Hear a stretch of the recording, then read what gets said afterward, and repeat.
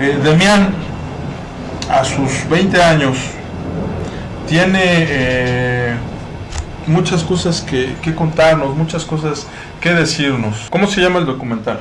El documental se titula Eutanasia de Oro. Sale el título, de hecho, unos 3 días antes del estreno, que fue el sábado.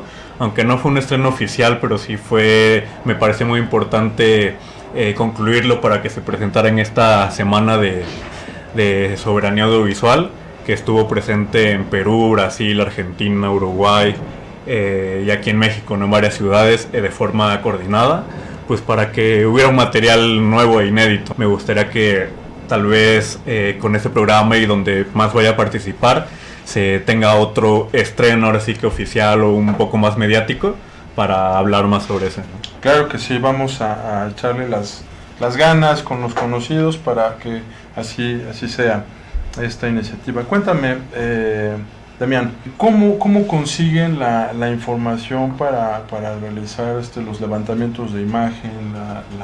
Porque bueno, finalmente este megaproyecto en Guerrero, en Balsas, este es un proyecto que recibe mucho dinero. Este dinero, bueno, esto es impulsado por el gobierno federal, por Peña Nieto y sus lacayos, y después llega al gobierno municipal, entiendo.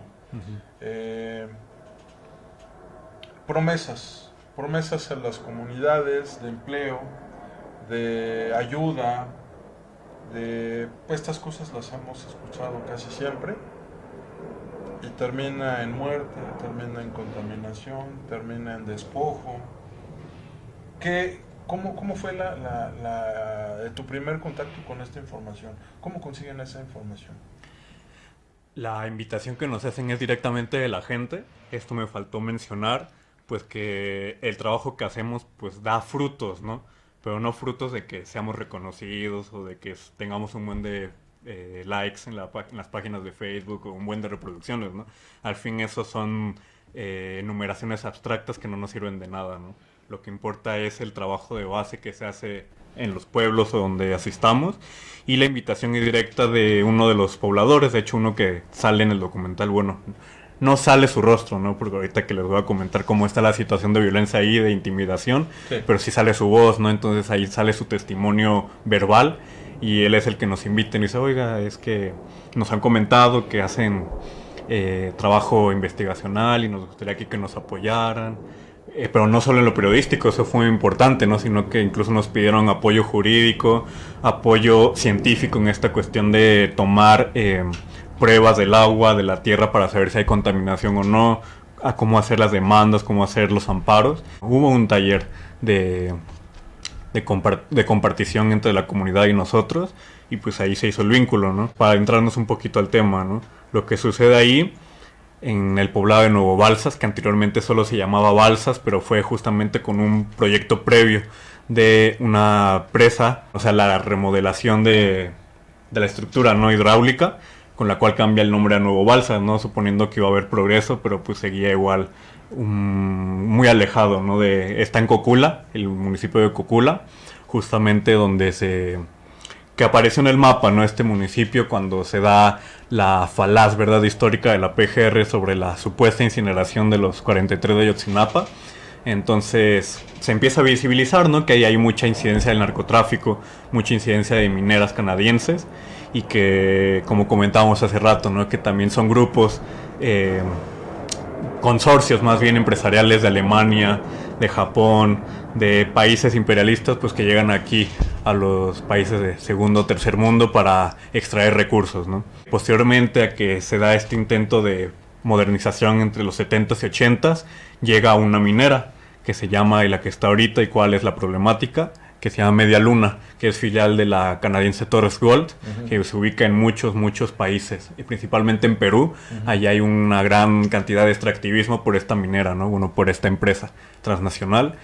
Y en 2008 llegan, pero únicamente con un grupo muy reducido de geólogos, de orógrafos, de biólogos, de científicos, que empiezan a ver en qué lugares de los cerros, de las montañas se va a explotar, ¿no? A hacer la barrenación y a ubicar dónde se va a construir la mina, ¿no? Es muy peculiar esta mina, porque no solo es las instalaciones mineras, ¿no? Sino que también tiene un campamento, lo vemos más bien como un refugio surrealista, porque ahí vive la gente. O sea, vive en condiciones de que te despiertas a las 6 de la mañana, trabajas, comes, trabajas y te duermes ahí al lado, a unos cuantos metros de la minera, ¿no? Entonces es como que una forma de cooptación existencial, de cooptación física con las personas, donde incluso se te obliga a vivir ahí al lado, ¿no? Una manera de esclavitud. Una manera de esclavitud, sí, invisibilizada, claro, ¿no? Así es. Cuéntame, ahorita nos adentramos en este tema. Tú llegas con el equipo, con cámaras y demás, previo a esta invitación. ¿Qué es lo que se siente cuando tienes enfrente, a sabiendas, bueno, todo lo que ocurre con esta minera o con otras, el Grupo México y demás cosas que vamos a comentar más adelante? ¿Cuál es tu primer impresión al llegar ahí? ¿Te vienen a la mente los 43 normalistas? ¿Te viene a la mente el narcotráfico? ¿Qué es lo que te viene a la mente? ¿Qué se siente allá? Ahorita que comentabas lo de las cámaras, que es una camarita de unos 4,500 pesos, que es la que hemos llevado desde hace un año. Aunque sí es de una calidad semiprofesional el documental, pues sí es un material muy precario, ¿no? Porque justamente todo lo que hacemos es autogestionario. Y la primera impresión, y ya nos había dicho el compañero, ¿no? Hay intimidación, hay amenazas contra nosotros, ¿no? Entonces, con cuidado, ¿no? Y nosotros pues dijimos, interesante, ¿no? O sea, no tenemos miedo de que suceda algo. ¿Cómo fue la primera amenaza? La primera amenaza fue ellos, ¿no? O sea, nosotros no hubo como tal una complicación ahí de violencia. Y lo que nos han contado es que, y como se ve en el documental en una parte, lo que hace el narcotráfico es que balacea caminos, balacea señales, los letreros que se ven en el docu, y pues de un día para otro aparecen así las marcas de las balas, y pues la gente dice, aquí hubo enfrentamiento, aquí hubo balacera. Además, pues históricamente en este pueblo fue uno donde surgió uno de los principales mecenas de la familia michoacana. Este personaje le decían la burra, se llamaba Wenceslao Frías, y pues fue uno de los principales mediano mecenas, ¿no? Del cártel de la familia michoacana. Entonces el pueblo ya vivía una situación extrema de violencia, ¿no? Nos comentaron, igual vi en el documental, la policía comunitaria que se formó ahí para expulsar al cártel, pues nos comentaba que aproximadamente había un secuestro, o sea, un crimen doloso cada semana, ¿no? Cada semana y media. Entonces la gente ya solo vivía así en la incertidumbre, en la angustia de a ver quién le iba a pasar, ¿no? Literalmente, ahora a ver a quién nos va a pasar, ¿no? A ver a quién le toca. Entonces pues la gente como que vivía en ese estado perpetuo, ¿no? De angustia e incertidumbre, y no sabía pues qué iba a pasar hasta que surge este levantamiento armado en 2013, diciembre de 2013, y entonces digamos que se va reduciendo la incidencia del narcotráfico. Un levantamiento armado, pero es una autodefensa, o es cómo se gesta este movimiento armado, porque bueno, Guerrero tiene una gran historia de resistencia. Podemos recordar con mucho gusto a Lucio Cabañas, ¿verdad? A Genaro Vázquez. Pero bueno, ¿cómo surge ese movimiento? ¿Qué es lo que tú cachas?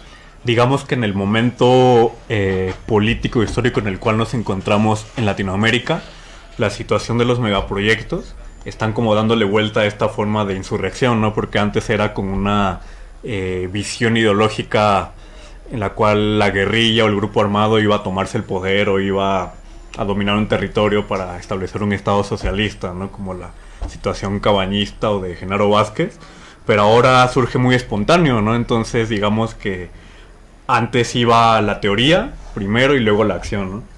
Y ahora viene al revés, la acción espontánea y después la forma en la cual se organiza la gente, ¿no? Entonces es muy peculiar la forma en la cual se van a construir los bloques del Lego, ¿no? Y no solo aquí sucedió esto, ¿no? Sino en grandes levantamientos como fue el de Cheranqueri, el municipio Purépecha en Michoacán, que igual fue por una cuestión no de megaproyectos, pero sí de tala masiva y clandestina de sus bosques, en las cuales ellos no sabían pues qué iban a hacer políticamente, ¿no? Entonces hacen una insurrección pacífica, después generan un modelo único, ¿no? En todo el mundo, tal vez decirlo.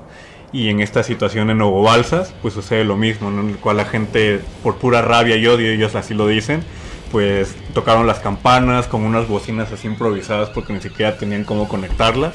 Llamaron al pueblo y los hombres de familia principalmente pues sacan sus escopetitas tlachicueras, que son pues escopetitas de caza, ¿no? Que en verdad no sirven para un enfrentamiento.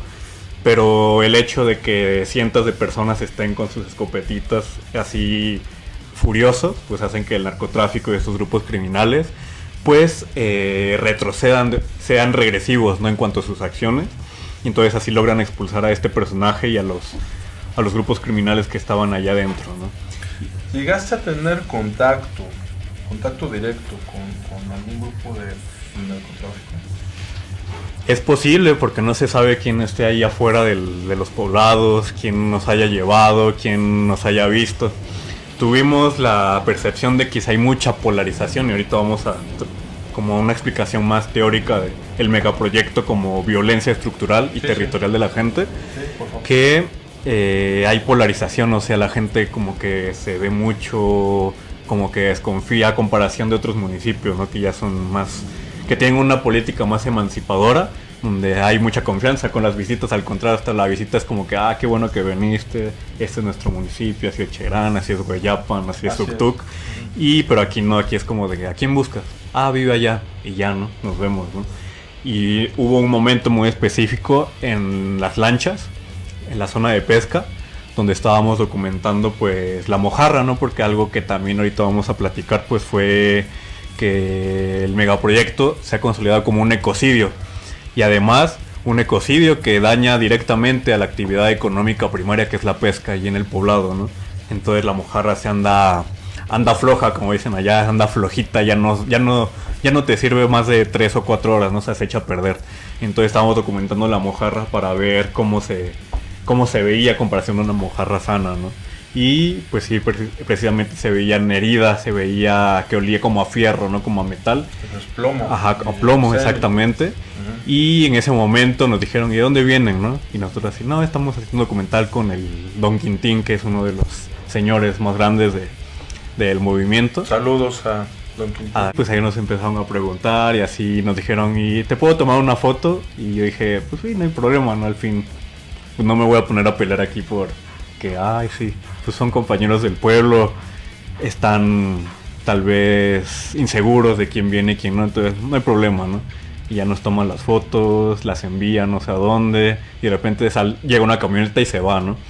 Y dijimos, pues, qué raro, ¿no? O sea, esta gente no está a favor del movimiento, obviamente, o simplemente está insegura de saber quiénes somos, ¿no? Aunque peculiarmente, pues la llegada ya se había dicho entre la comunidad. Esa es una dinámica que nos agrada mucho, de que en una comunidad pues todos se enteran quién va a llegar y cómo y qué va a hacer, ¿no? Entonces pues ese elemento comunicacional que ya se tenía previo conocimiento, pues nos hace ver que sí era una situación muy rara. Posteriormente, no me acuerdo si fue el día después o dos, fuimos con el hijo de compañero Don Quintín a la minera.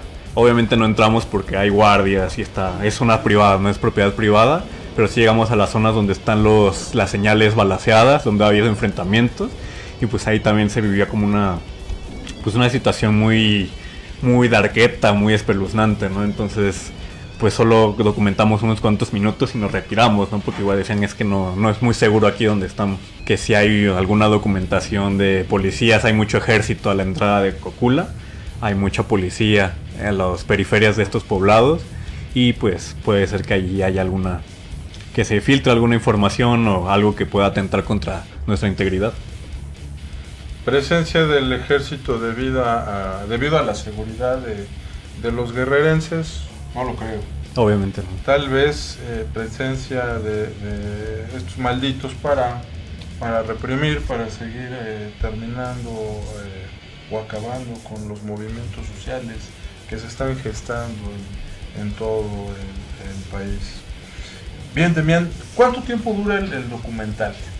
El documental en este momento dura 28 minutos. 28 minutos. Hay una iniciativa de poder añadirle otros elementos. Lo que hacemos mucho es esto, ¿no? Estamos, personalmente, intentando generar un nuevo movimiento de información, de pensamiento, en la cual hagamos, el principio es una ruptura, una grieta, como dirían los zapatistas, que sin la grieta tú no puedes entender el muro, la totalidad de eso, ¿no? Entonces a través de esa pequeña grieta tú ves pequeñas subjetividades, pequeños mundos como los que ellos construyen. Entonces nuestra idea es esa ruptura. Hacemos esa pequeña ruptura para poder ver cómo acercarnos más a la gente a través del documental o del texto, saber qué cosa conviene más informar, qué no, y de qué forma hacerlo, ¿no? Entonces en el documental, como pudiste ver, pues hay muchos elementos, ¿no? Está el testimonio clasiquísimo de la gente hablando y te relata, y luego viene una parte musical donde hay tomas muy artísticas, donde estamos haciendo hacia una tienda de joyas, a una tienda de oro, porque estamos hablando precisamente de la eutanasia de oro, ¿no? Entonces, para ilustrar más y que la gente vea ese antagonismo entre el pueblo que está sufriendo la contaminación, la expoliación perpetua, y de este lado la gente que no sabe nada de eso y anda comprando y despilfarrando, consumiendo, ¿no? Como decía, el consumo es una extensión depresiva de los grupos humanos, ¿no? Por eso consumen para llenar un vacío que tienen, ¿no? Entonces ahí hay como dos reflexiones mismas que un documental tradicional pues no te maneja, ¿no? Luego hay otra parte donde metemos estos diseños gráficos, donde explicamos la minera, su estructura, cómo se va construyendo. Vaya, ¿no? Es un collage de propuestas para que la gente se sienta más atraída al proyecto y no seas pues la típica, ¿no? De que te hablan y te dicen la información y ya se acabó el documental, ¿no? Así es, la minera en el río Balsas ocasiona enfermedades. Son 4 principales y yo no creo que sean únicas en Nuevo Balsas, sino un esbozo teórico que queremos tener. Ajá. Para que la gente vea cuáles son las consecuencias directas, tanto a corto, mediano y largo plazo, ¿no? La principal, y como te decía, es la polarización. Una polarización que al entrar al pueblo pues no se percata uno, pero ya cuando te das cuenta de cómo está el movimiento en defensa del territorio y en contra de la mina, pues te das cuenta qué grupos sociales están confrontándose entre sí, y principalmente son dos bandos, ¿no? El principal de los pescadores y los pobladores que viven más cerca de la mina, que están respirando el polvo. Hay un testimonio, ¿no? De un señor, un pescador, que justamente al inicio del documental, y por eso lo puse al principio, que con el fondo de música de Max Richter y Vivaldi, para hacerlo un poquito más así sensacionalista, nos dice, ¿no? De que pues es que el polvo lo estamos respirando, y luego en una escena justamente contigua dice: mi pequeño de 1 año pues murió por, no sé, con neumonía, por alguna enfermedad respiratoria, ¿no? Precisamente, y que los exámenes decía porque tenía una cantidad exorbitante y pues que superaba los límites, obviamente, de que puede soportar el cuerpo, la anatomía, pues de sustancias químicas, ¿no? En este caso plomo, arsénico, nitratos, cianuro, óxidos, cianuro, todo eso. Y luego como al mitad del documental otro dice: no, es que no solo ha sido su hijo, hay mujeres que han tenido que abortar o que ven las consecuencias directamente, o que incluso ya sus hijos ya ni nacen o tienen complicaciones tanto la mamá como el hijo, ¿no? Entonces esa es como la parte, yo la llamaría del ecocidio, un asesinato a gran escala del ambiente y pues obviamente de la salud.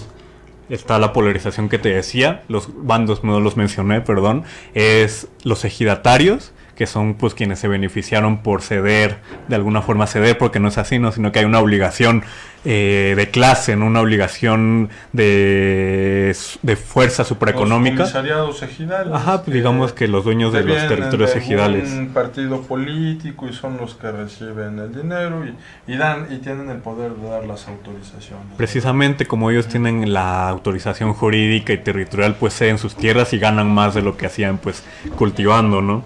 Así es. Junto a ellos están los trabajadores, que de hecho hay mitad y mitad, ¿no? La mitad sí son originarios de ahí o de las comunidades que están aledañas.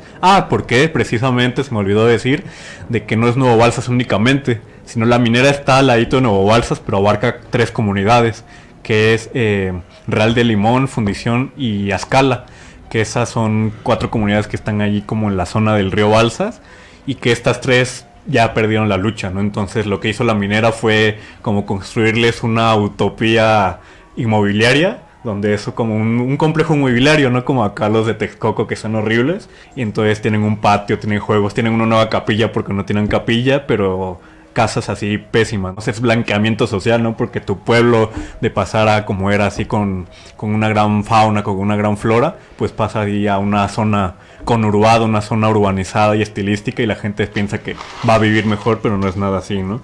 Entonces la polarización ha llegado a ese grado de ya no solo dividir a la gente, ¿no? Sino que ya desplaza, y ese es como el último elemento de las consecuencias que generan los megaproyectos. Y otra muy interesante son procesos de interculturalización.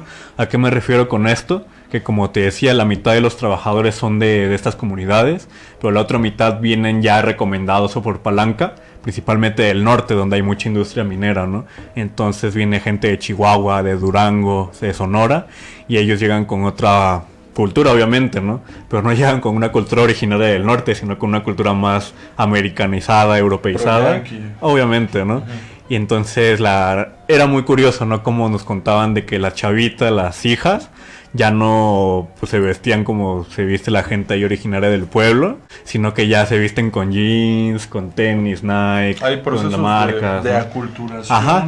Debido a esta migración para encontrar trabajo. Sí, exactamente, y no solo eso es en la cuestión estética y cultural de la vestimenta, no de lo físico, sino en la forma de relación social. Nos decían, por ejemplo, que antes, pues, y como ha sido esta idea muy paternalista de los hijos, y más en los pueblos originarios, en los pueblos rurales, pues de que los hijos están muy condicionados al mandato de los padres, no al permiso, ¿no? Para salir o para cualquier cosa. Pero nos cuentan que ahora ya únicamente se salen las niñas o los niños a la fiesta o van de parranda y así, precisamente porque los trabajadores de las mineras, pues eso es como su forma de ocio, ¿no? Entonces hay ahí como esa interculturalización. Bueno, vemos consecuencias directas en la salud, llamamos el ecocidio, que es el devastar las áreas naturales, pero también todos los problemas con la salud humana. La otra parte, la parte directamente responsable, la parte del gobierno, tanto federal como local. Aquí vemos claramente la vulneración de los derechos humanos. Claro. ¿Qué es lo que sucede en esta otra parte para tener una lectura completa de este panorama? ¿Qué es la percepción que tú tienes o que tú guardas sobre lo que dicen las autoridades? En este caso, ¿qué es lo que hace la autoridad? ¿También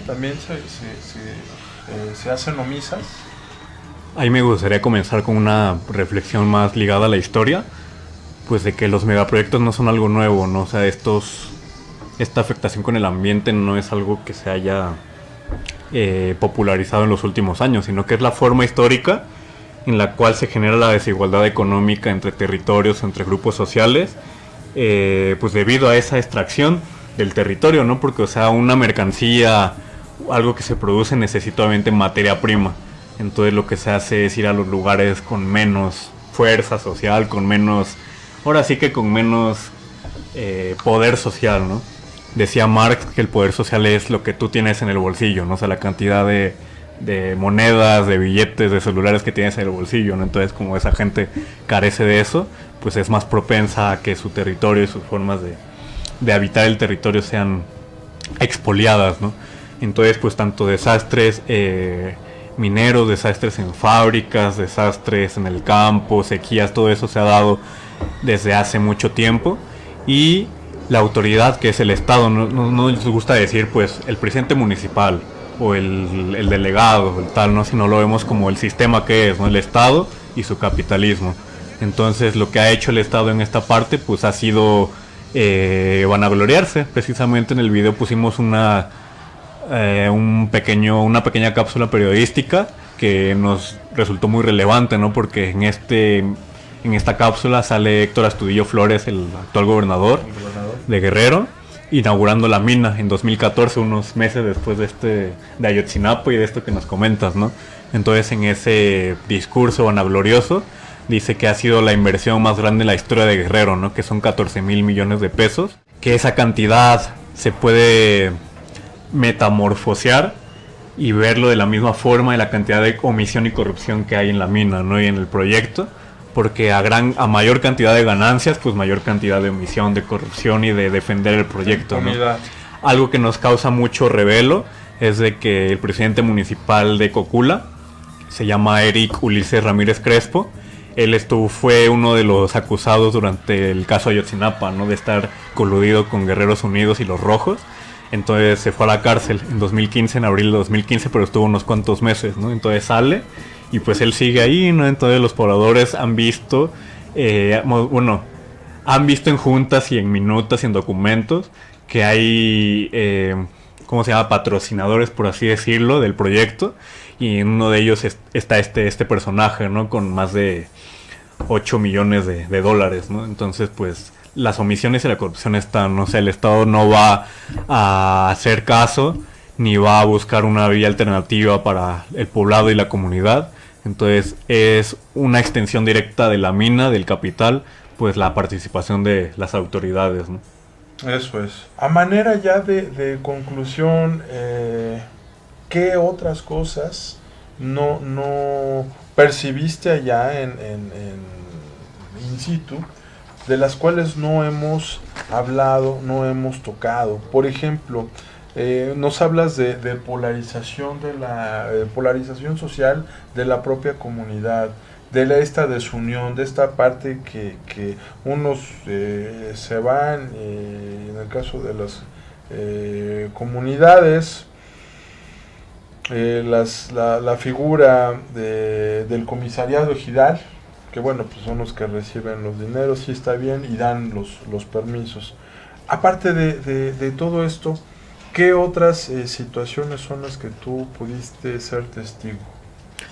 Pues sí, en torno a eso nos gustaría pues mencionar, ¿no? Que el trabajo que hacemos va ligado a esta, decía, reciprocidad cognitiva, o sea, no solo hacer la nota e informar, sino meterle así profundamente un buen análisis teórico y reflexivo de lo que pasa. Y eso hice en un artículo igual de mi autoría que se llama Nuevo Balsas, un pueblo rebelde que le declara la guerra al narcotráfico, ¿no? En este es la primera parte de una serie de 2 ensayos. En este primero pues hablo de justamente eso, la polarización y las alternativas organizativas que toma la comunidad, ¿no?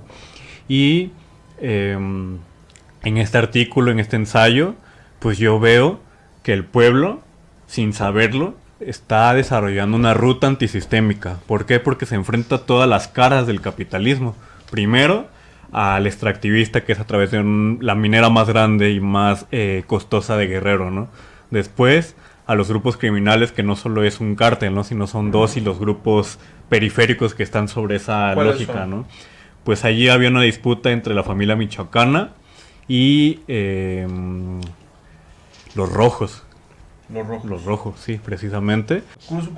Hablo de los rojos, cuya principal alianza, y esto ya está más que demostrado, pues son con las autoridades, sí, con el presidente municipal, federales y municipales, y con el mismo ejército mexicano. Exactamente, y a su vez, como tú lo mencionas, ya dijiste, el ligamen, el vínculo, pues se están enfrentando también a la omisión de las autoridades, es decir, están enfrentándose a estas 3 caras del Estado capital.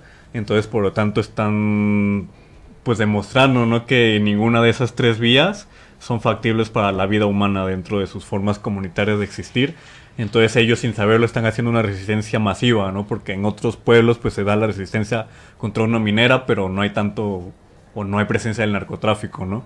O sus autoridades son un poco más factibles, un poco más deliberativas, ¿no? Pero pues siguen siendo parte del mismo sistema. O en otros pueblos solo son enfrentamientos contra los taladores, ¿no? Los talamontes o el narcotráfico. O en otros pueblos solo es contra el megaproyecto, ¿no? Pero en este pueblo específicamente, pues se dio una lucha masiva contra estas 3 cabezas de la hidra capitalista, contra, ¿no? Todos. Contra todos, ¿no? Todos. Lo peculiar es que, como te decía, ¿no? Como en este caso es primero la acción y luego la forma en la cual se va a organizar la gente, pues ellos no están percibiendo que tienen de todas para ganar y desarrollar algo más de solo vencer a la mina o pedir una indemnización, ¿no? Que es pues desarrollar sus formas autonómicas de organizarse como sucede en otros municipios autónomos, ¿no? Y ese es como el trabajo que un periodista con ética o un escritor o un intelectual, como se le llame, pues que él, sabiendo eso, pues tiene que impulsarlo, ¿no? De alguna otra forma, sin tratar de, ¿cómo decirlo?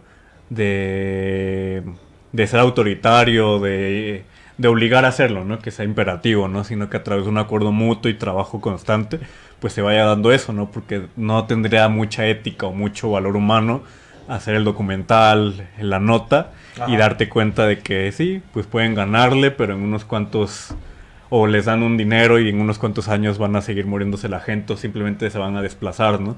Entonces, al contrario, busca la solución más factible, más raizal, para que la gente pueda vivir de una forma pues afable, forma digna, y que recuperen esa dignidad que han perdido con el tiempo y con estas cabezas de la hidra capitalista. Entonces, ese es como nuestro trabajo, nuestro mensaje, y que no solo debe darse en Balsas, ¿no? Sino si hay otros grupos de periodistas que nos escuchen, grupos militantes, activistas, lo que sea, pues tratar de dar todo de sí para que estos pueblos pues tengan un apoyo más grande, ¿no? Más lleno, ¿no? Más íntegro, y no solo se queden en un pequeño logro. O sea, lo que nos dices es que esta comunidad en específica se cheranice en el buen sentido de la palabra, se camine hacia la autonomía, hacia la autogestión y se vuelvan a recuperar sus modos de producción. Pues nuestra ética política nos lleva a planteárselos, a dejárselos en la mesa. Miren, si les pagan una indemnización, eso tal vez les dure 3 años, ¿no? Pero después, como no van a tener que pescar, van a sufrir consecuencias económicas severas, ¿no? Entonces, no tiene razón. Otra, si detienen la mina, la contaminación allí está en el río, ¿no? Entonces eso se va a seguir expandiendo, la mojarra, el huachinango, pues se va a seguir contaminando, entonces se van a quedar sin eso, ¿no? Entonces esos mensajes pues les damos, y la gente pues va generando conciencia a través de esto, que es lo audiovisual, que es mucho más sencillo obviamente que leer un ensayo de 20 cuartillas, ¿no? De tradición académica universitaria. Entonces planteamos eso, ¿no? Cuando empiezan a perforar y hacer los primeros ejercicios dentro de esta mina, entiendo que fueron cargas de dinamita las que se ocupan. Evidentemente esto repercute en los peces en el lago. Uh-huh. ¿Tienes alguna idea de los peces que murieron cuando empezaron a usar la dinamita? Vamos a tratar de sintetizarlo. Decían que antes de la explotación y la barrenación, que fue en 2014 con dinamita, por un pescador al día se chutaba unos 70, 80 kilos, ¿no? Y que ahora, con suerte, 15 o 20 kilos, ¿no? O sea, se reduce a un 400% su actividad económica, ¿no? Y algunos están contaminados de esos. Pues la mayoría dicen que, como dice, está floja la mojarra, ¿no? O sea, que se tiene que enhielar luego, y que a lo mucho te dura 2 o 3 días bien enhielada, ¿no? Pero que anteriormente, pues una mojarra así normal te duraba 4 o 5 días, y enhielada hasta semanas, ¿no? Por eso, pues, todo eso se comercializa hasta las grandes ciudades de Guerrero, ¿no? Chilpancingo, Iguala, incluso llegaba hasta Acapulco. Entonces todo ese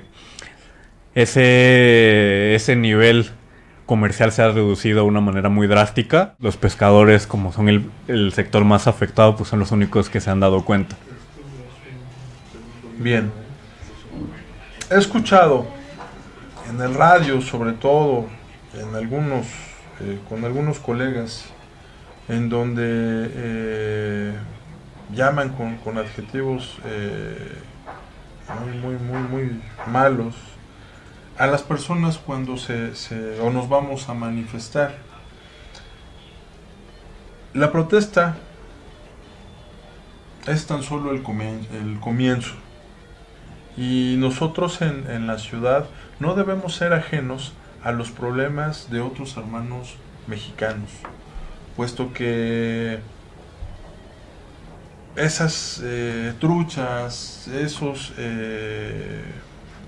campos en donde ahora fueron colocadas carreteras, todo este medio ambiente, si no se conserva, sí nos va a afectar aquí en la ciudad. Y bueno, algo que nos quieras compartir para que podamos... Sí, pues el mensaje que dabas es lo mismo, ¿no? O sea, es histórico de que las ciudades y los centros donde se concentran más, pues ahora sí, la cultura industrial, es donde hay más alienación, donde hay más invisibilización. Porque la gente de los pueblos pues sabe cómo es una vida en ciudad, aunque no esté ahí, y se adapta, va trayendo elementos para que ellos se sientan más modernos, más progresistas, pero pues obviamente es solo por una idea falsa que se vende y se consume. Pues de que la gente aquí tiene comodidad, tiene confort, no se puede comparar de que pases 22 años, 24 años de tu vida en un aula de escuela, de universidad, a que esos 24 años vivas todos los días cultivando la tierra, soportando el sol, cargando el maíz, o en una fábrica, o como comerciante, o como transportista en las periferias, en los poblados, donde la gente ahora sí que se chinga la madre, ¿no? Día con día, y eso no tenemos una simpatía con ello y al menos reconocer el privilegio. Tenemos que retomar ideas que se han dado a través de la historia, no solo de pensadores o de movimientos o de líderes comunitarios, sino por simple ética, ¿no? La ética es la supervivencia de la especie humana, es la felicidad, es la armonía entre los grupos sociales, y que se da, pero en pequeñas localidades, ¿no? Porque no podemos abarcar todo desde arriba a la generalidad, es siempre como lógicamente desde la parte hacia el todo, ¿no? O sea, de lo particular a lo general, y estos ejemplos que damos siempre de municipios autónomos o de alternativas son eso, es una alternativa a dejar de estar siempre pidiéndole a papá Estado, pidiéndole a papá Gobierno que nos resuelva las cosas, cuando nosotros simplemente tenemos que entender que la política no es que venga del Parlamento, de los curules o del Estado y sus instituciones, sino que la política, por etimología, es la forma en la cual nos organizamos socialmente, y esa organización social no requiere una institucionalización, no requiere oficializarse, no requiere permisos de grandes autoridades, requiere prácticas, requiere hacerse a través de los tejidos sociales, de los tejidos comunitarios, sea en una comunidad barrial, en una fábrica, en una escuela. Es eso, ¿no? O sea, crear un concepto de comunitariedad para poder practicar y vivir de una forma distinta, ¿no? Y no estar siempre confrontando a un poder que nos supera tanto con armas, nos supera con los medios de comunicación, nos supera en número, policías, ejércitos, narcos, y no solo a nivel nacional, sino a nivel internacional. Hay una alianza, que el capitalismo es internacional, el capitalismo es mundial, y nuestra resistencia tiene que igual globalizarse desde lo local hasta todos los rincones del mundo. Entonces es un llamamiento a que siempre estemos pensando en quién nos está dando la comida, quién nos está fabricando el celular que tenemos, quién nos fabrica la cámara, quién, pues ahora sí que hace posible todos los elementos con los cuales nos desenvolvemos materialmente. Entonces pues allí está el llamado, ¿no? A ser un poquito más solidarios con todos los grupos humanos que nos rodean, visibilizarlos, difundir su lucha, difundir su forma de existencia, y no quedarnos únicamente en nuestro círculo urbano, en nuestro círculo industrial, en nuestro círculo universitario, que únicamente pues es una forma, ¿no? Y lo interesante de la vida es eso, entender otras formas de correlación, otras formas de relacionarnos, que eso nos va a nutrir mucho, ¿no? De ahí decía un pensador francés de que mientras más vínculos sociales tenga uno, mayor es la libertad de uno.